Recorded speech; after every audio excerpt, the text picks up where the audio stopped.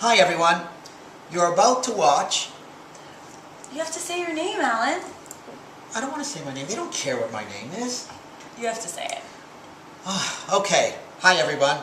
My name is Alan Dolphin and this is Virginia McCoy. We co-chair a new program we are excited to tell you about. However, before we do that, you're in for a real treat. A 3-minute excerpt from an education conference. Boring. No, it's not. It's not. Actually, I'm quite serious. The speaker is creativity expert Sir Ken Robinson, who is a guru in the educational world. He challenges the way we're educating our children. He champions a radical rethink of our school systems to cultivate creativity and acknowledge multiple types of intelligence. Sir Ken Robinson, and I keep saying sir because he's from England, makes an entertaining and profoundly moving case for creating an education system that nurtures rather than undermines creativity. Listen carefully to the 3 minutes for what he says, for therein lies the essence of our new program. And my contention is all kids have tremendous talents and we squander them pretty ruthlessly. So I want to talk about education and I want to talk about creativity. My contention is that creativity now is as important in education as literacy, and we should treat it with the same status. Thank you.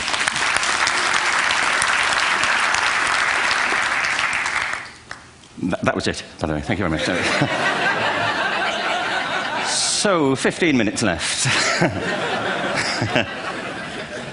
Well, I was born... No,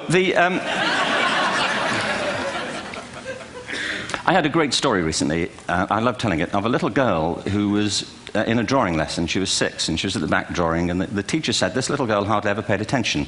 And in this drawing lesson, she did. And the teacher was fascinated. She went over to her and she said, "What are you drawing?" And the girl said, "I'm drawing a picture of God." And the teacher said, "But nobody knows what God looks like." And the girl said, "They will in a minute."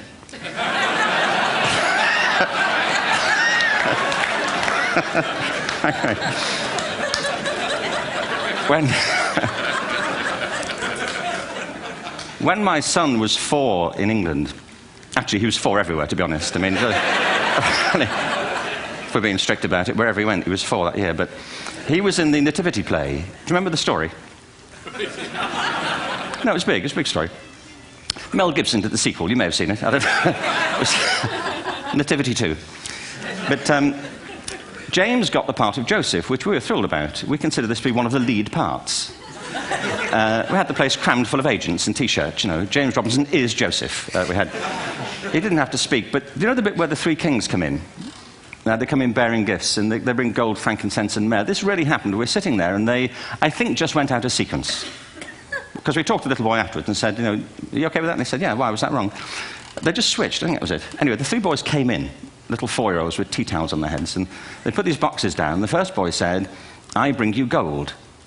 And the second boy said, "I bring you myrrh." And the third boy said, "Frank sent this."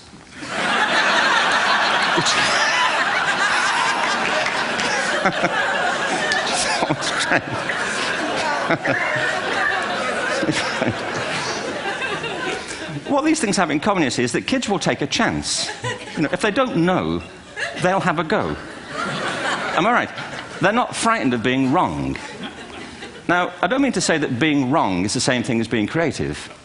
What we do know is, if you're not prepared to be wrong, you'll never come up with anything original. If you're not prepared to be wrong. And by the time they get to be adults, most kids have lost that capacity.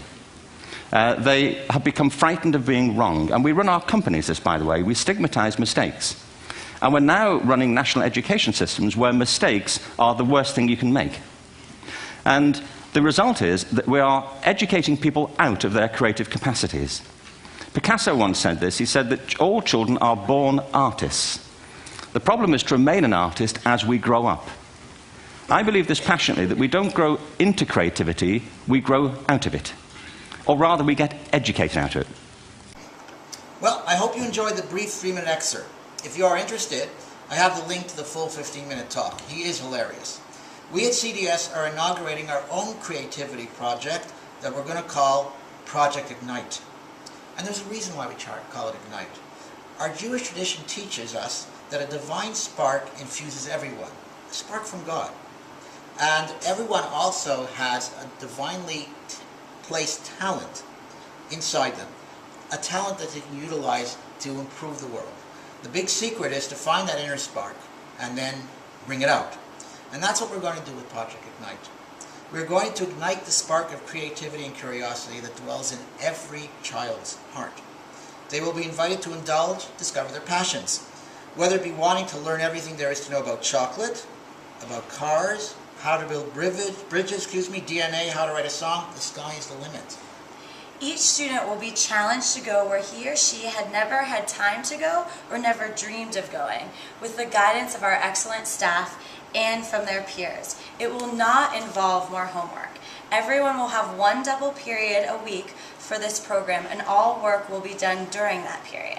You know, I had the great fortune of piloting a similar program, but not quite as well thought out in New York, many years ago.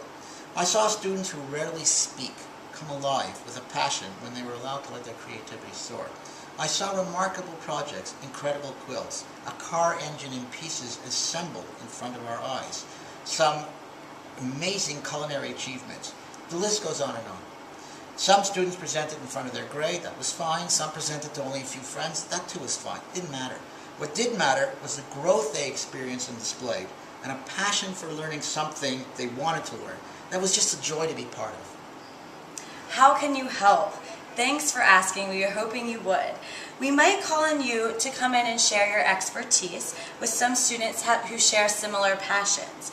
You can help with some research and guide your child with their research. You can also help us find and locate specific materials. The sky is the limit for you as well. Now, I hate to interrupt, but it is nearly time to end. You will hear more about this exciting program as time wears on. It's very much a work in progress. We know you have a lot of questions. Hang on to them. To use my late father's expression, may he rest in peace, don't hop the teacher's china. Literally, don't bang on the teacher's tea kettle. Don't bug the teacher. They are already nervous enough about presenting to you tonight. Once we get started, your own kids will start telling you what's going on, and Virginia will be sending out updates from time to time to keep you informed. Enjoy the rest of the evening. I've been in education a long time. How long's a long time, Alan? Please don't ask me that. This is from someone who wasn't even born when I began to teach. This is the best staff I've ever had the privilege to work with, and I mean that seriously. Your kids are in great hands, and I'm looking forward to an exciting, fabulous school year. Thank you very much. Thank you.